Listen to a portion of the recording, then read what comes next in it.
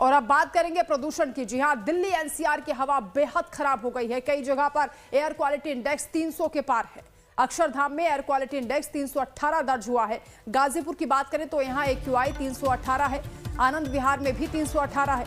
मुख्यमंत्री रेखा गुप्ता ने अंतर विभागीय बैठक बुलाई। प्रदूषण नियंत्रण के लिए युद्ध स्तर पर कार्रवाई की जा रही है, सरकार का यह कहना है। सभी सरकारी एजेंसियों को सख्त निर्देश दिए गए हैं। विशेष शक्तियों वाली एक समिति का गठन होगा, यानी कमेटी इस मामले में बनाई जाएगी। दिल्ली में हवा की गुणवत्ता अब गंभीर स्थिति में पहुंच चुकी है, यानी हवा बेहद जहरीली हो चुकी है। कई जगह एयर क्वालिटी इंडेक्स 300 के पार है और यह बहुत खराब श्रेणी में आता है। वहीं मुख्यमंत्री रेखा गुप्ता ने राजधानी में प्रदूषण नियंत्रण के लिए युद्ध स्तर की कार्रवाई का ऐलान किया है।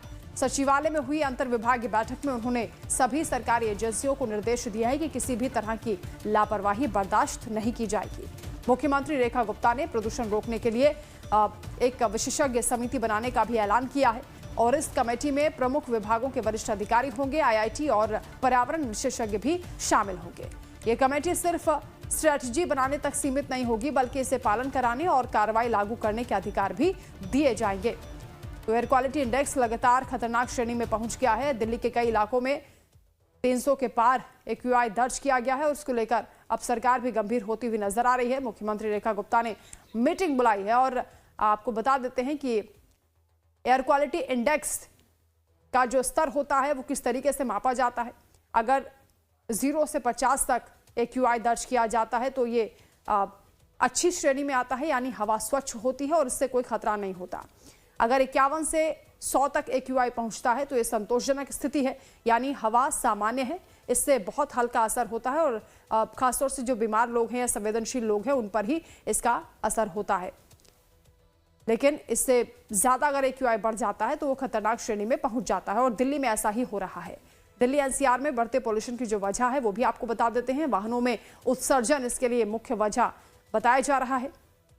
इसके अलावा लगभग 51% प्रदूषण दिल्ली में कहा जाता है कि वाहनों से ही आता है।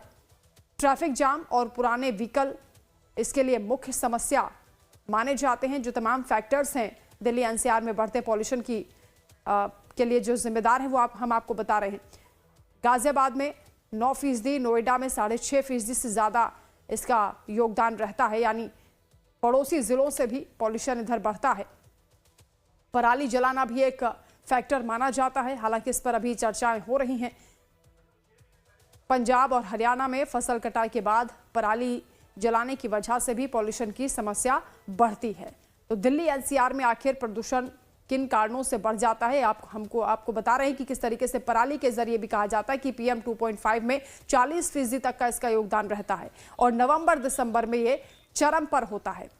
संवाददाता खुशबू हमारे साथ दिल्ली से जुड़ रही हैं। खुशबू, दिल्ली में हवा लगातार जहरीली होती जा रही है और क्योंकि अब दिल्ली सरकार भी कहा जा रहा है कि संवेदनशील हो गई है, मामले पर गंभीर है, बैठक भी बुलाई गई। मुख्यमंत्री की ओर से क्या कुछ कहा गया है, क्या निर्देश दिए गए हैं और कैसे इस पॉल्यूशन को कंट्रोल करने के लिए अब आगे कदम उठाए जाएंगे?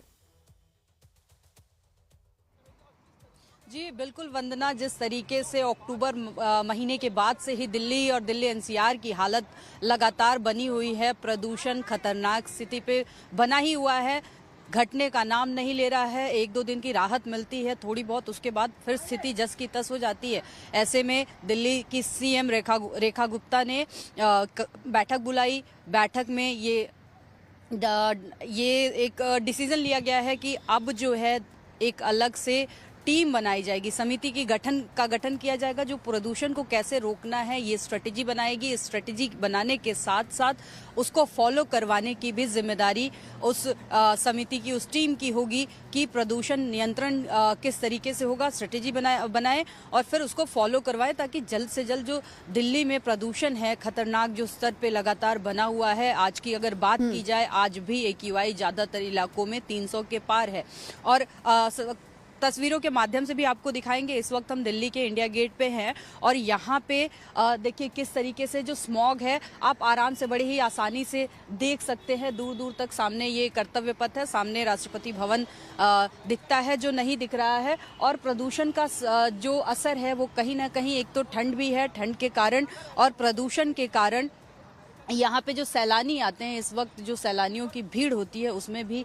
कमी देखी जा रही है। ज़्यादातर देखिए ये पूरा जो सैलानियों से पूरा ये इलाका भरा रहता है, खाली दिख रहा है। और वहीं अगर बात की जाए, प्रदूषण जिस तरीके से बढ़ रहा है दिल्ली में और घटने का नाम नहीं ले रहा है। हालांकि कल के बाद से कल एक बार फिर से तेज हवाएं चली थी, थोड़ी बहुत राहत जरूर मिली है दिल्ली में। जो AQI 400 के पास पहुंच गया था कई इलाकों में, उसमें गिरावट जरूर देखने को मिल रही है। लेकिन जिस तरीके से सरकार दिल्ली की बहुत ही जिस तरीके से एक्शन लेना चाहिए था उस तरीके से एक्शन नहीं ले रही थी। बड़े ही शुरुआती दौर से ही सरकार ने एक सुस्त तेवर दिखाए प्रदूषण के खिलाफ। यही कारण है कि इतने दिनों तक कहा जा सकता है कि प्रदूषण जस का तस बना हुआ है। और दिल्ली में सबसे ज्यादा प्रदूषण का कारण जो है वो गाड़ियों का धुआं है। पिछले दिनों रिपोर्ट में सामने आया कि जो पराली कहा जाता है, पराली के कारण दिल्ली में प्रदूषण होता है। लेकिन इस बार ना तो हरियाणा में पराली बिल्कुल खुशबू, सही कहा आपने। कई मोर्चों पर सरकार विफल रही है पॉल्यूशन को कंट्रोल करने के लिए, क्योंकि